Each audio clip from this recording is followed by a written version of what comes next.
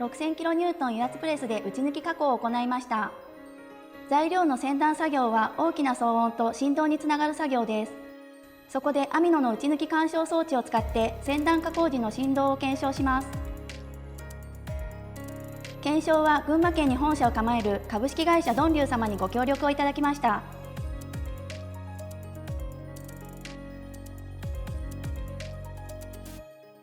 まずは打ち抜き干渉装置を使わずにそのまま加工。打ち抜きの際の衝撃音も大きく、振動によりカメラの三脚が大きく揺れました。次は打ち抜き干渉装置を使っての加工。カメラの三脚も揺れず、打ち抜きの際の衝撃音も小さくなりました。数字を見比べてみても振動のピーク時が抜いた瞬間だけになっており、振動が落ち着くまでの時間が短い結果になりました。環境にプレスに優しい機能です。